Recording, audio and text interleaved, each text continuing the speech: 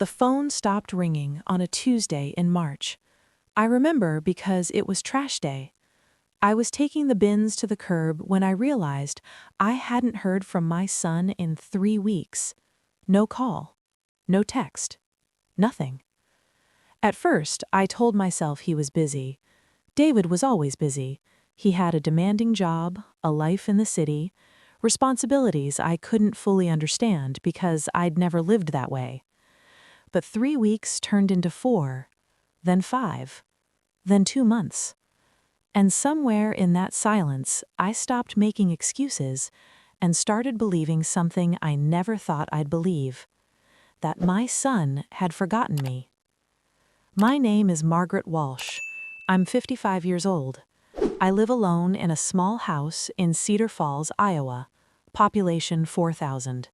The kind of town where everyone knows everyone and nothing much changes. I raised David by myself. His father left when David was 3, just walked out one morning and never came back. No explanation, no support, just gone. So it was me and David. For 23 years, it was us against the world. I worked 2 jobs to put him through college, cleaned offices at night, worked retail during the day, came home exhausted but always had dinner ready, always asked about his homework, always showed up to his games, his concerts, his award ceremonies. I was so proud of him. He graduated top of his class, got a job at a marketing firm in Chicago, moved into his own apartment, started building a life I'd only dreamed of for him. And for a while, we stayed close. He called every Sunday, visited on holidays, sent me photos of his life, his coworkers, his apartment, the city skyline. I kept every photo on my refrigerator, proof that I'd done something right, that despite everything, I'd raised a good man. But then the calls got shorter, less frequent. He started sounding tired, distracted. When I asked if everything was okay, he'd say, "Yeah, Mom, just busy, you know how it is." I didn't know how it was, but I didn't want to be the nagging mother, the clingy one, the one who couldn't let go. So I gave him space. And he took all of it. By June, I hadn't heard from him in 3 months. I called, he didn't answer. I texted, he didn't respond. I sent an email asking if he was okay, if I'd done something wrong. He replied 2 days later, "I'm fine, just dealing with some stuff. I'll call you soon." He didn't call. I started doing what every mother does when her child goes silent. I looked for answers. I checked his social media. He hadn't posted anything in months. His profile picture was still the same one from Christmas, smiling, happy, nothing that suggested something was wrong. I called his office. The receptionist said he no longer worked there, that he'd left in April. April, 2 months ago, and he hadn't told me. I called his landlord, whose number I still had from when David first moved in. The landlord sounded uncomfortable. "Ma'am, I'm not supposed to give out tenant information, but your son moved out about 6 weeks ago, didn't leave a forwarding address." My hands went numb. "Did he say where he was going?"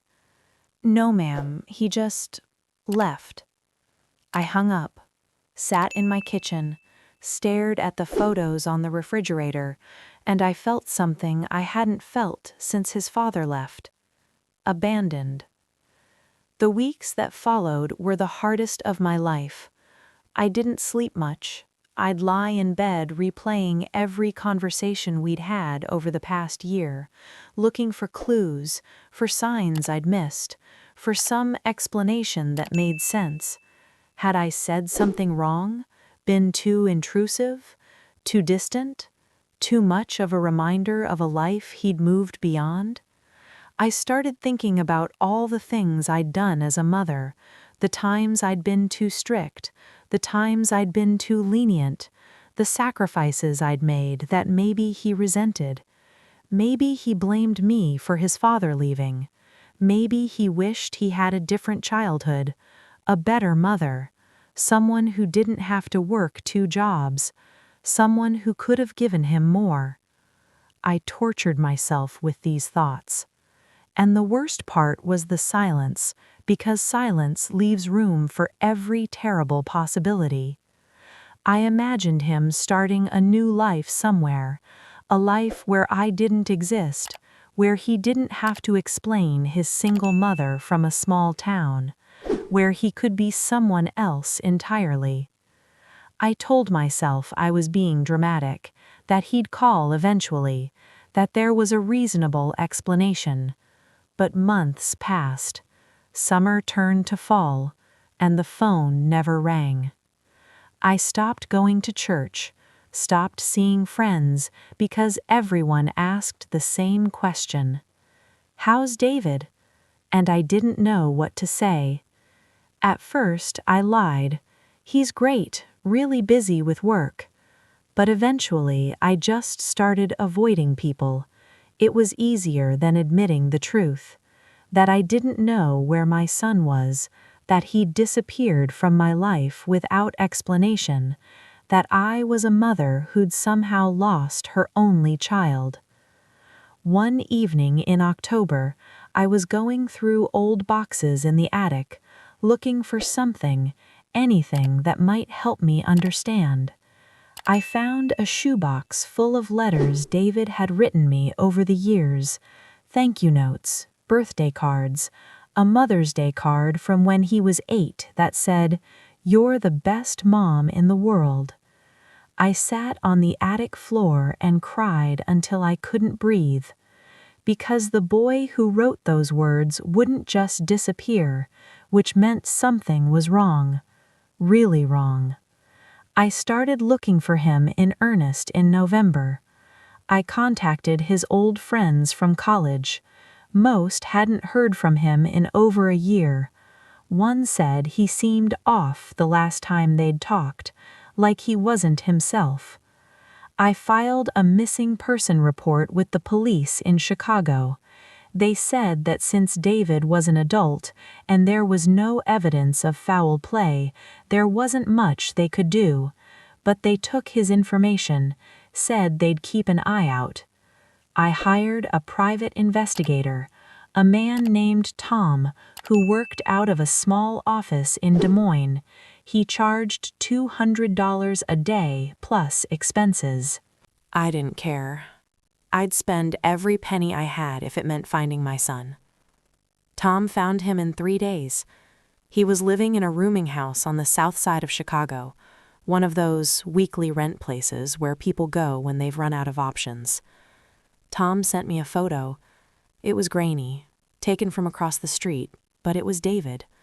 Thinner, unshaven, wearing clothes I didn't recognize, walking into the building with his head down, hands in his pockets.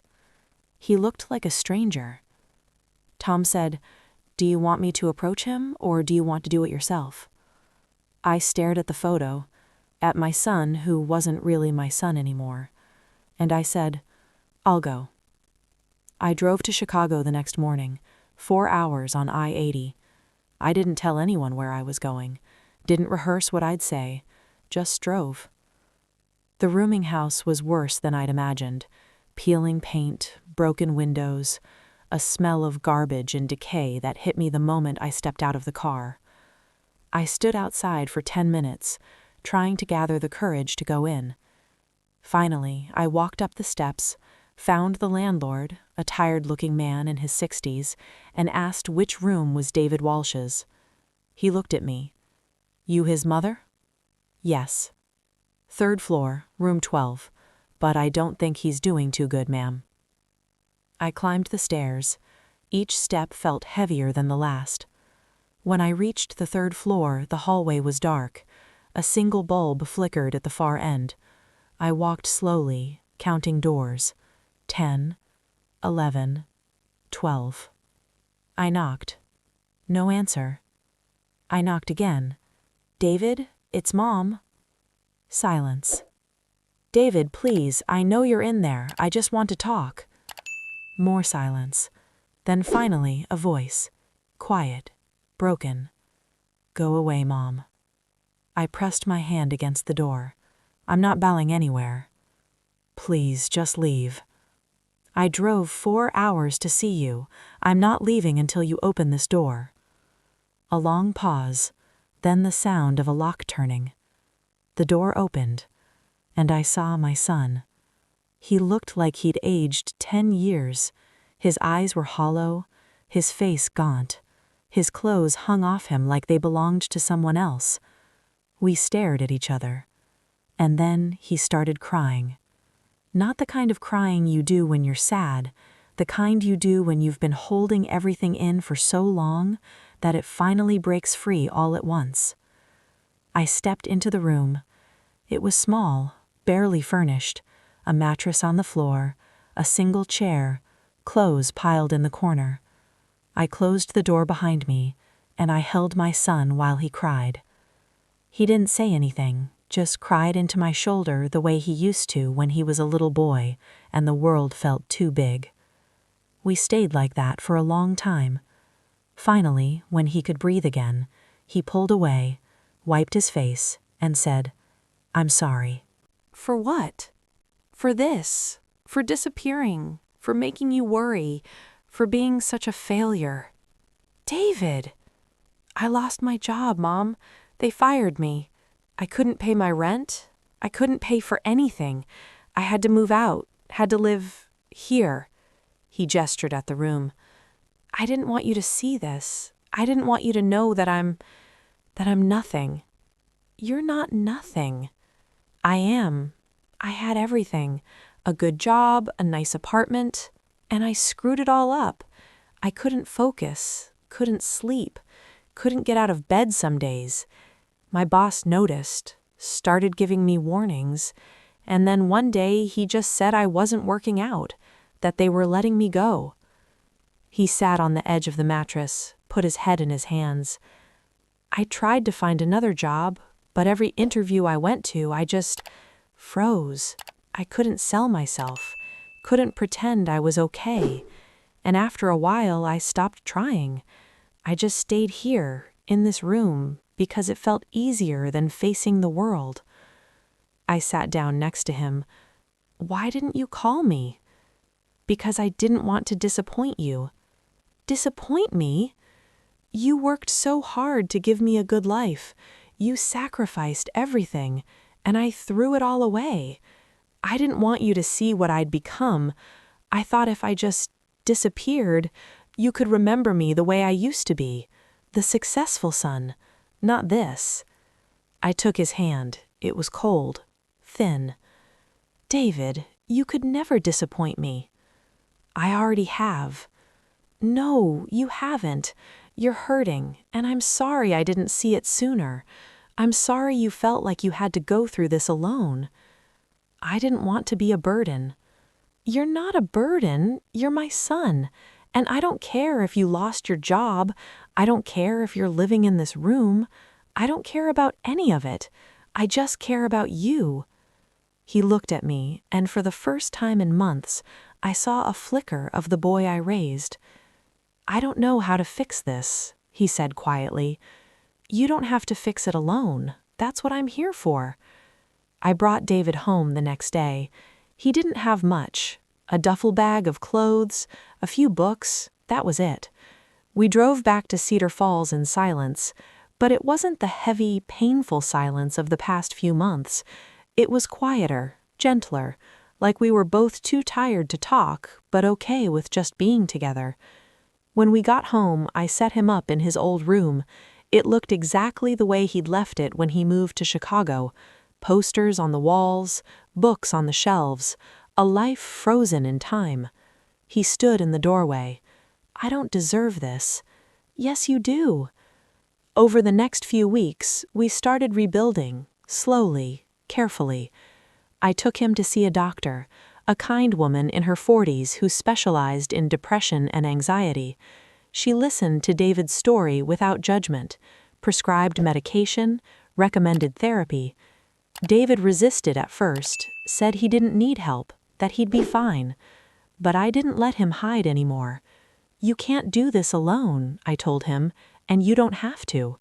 So he went, week after week, And slowly, piece by piece, he started coming back. He still had bad days.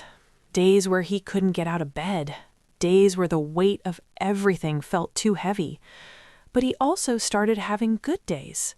Days where he'd sit with me in the kitchen and we'd talk about nothing, about everything, about the life he'd lost and the life he might still build. He got a part-time job at the library in town. It wasn't much, but it was something. A reason to get up, a place to go. And he started smiling again, not the forced smile he used to give me on the phone, a real one, small, fragile, but real. It's been 8 months since I brought David home. He's not the same person he was before, and I'm not the same mother. We've both learned things we didn't know we needed to learn. I learned that love isn't about giving someone space. Sometimes it's about refusing to let them disappear. I learned that asking for help isn't weak, it's brave. And I learned that the people who seem the strongest are often the ones carrying the heaviest weight. David learned that failure doesn't make you worthless, that losing your job doesn't mean losing yourself, that sometimes the hardest thing to do is ask for help, but it's also the most important. We're still figuring it out, day by day. Some days are harder than others, but we're doing it together, and that's what matters. I think about those months when I didn't know where he was, when I thought he'd forgotten me, when I blamed myself for everything, and I realize now that it was never about me. It wasn't that he didn't love me, it's that he didn't love himself. And when you lose yourself, it's hard to hold on to anyone else. I wish I'd known sooner. I wish I'd asked more questions, pushed harder, noticed the signs I missed. But I can't change the past. I can only show up now. And I will, every single day, for as long as he needs me. Because that's what mothers do. We don't give up, even when our children do. If you're listening to this and you have someone in your life who's pulled away, someone who's gone silent, who seems distant, who's disappeared into themselves, please don't assume they've forgotten you. They might be drowning, and they might not know how to ask for help. So reach out. Keep reaching, even when it feels like they don't want you to. Because sometimes the people who push us away are the ones who need us most. And sometimes the people who seem to forget us are actually fighting battles we never saw. My son didn't forget me. He lost himself. But we found each other again, and that's enough.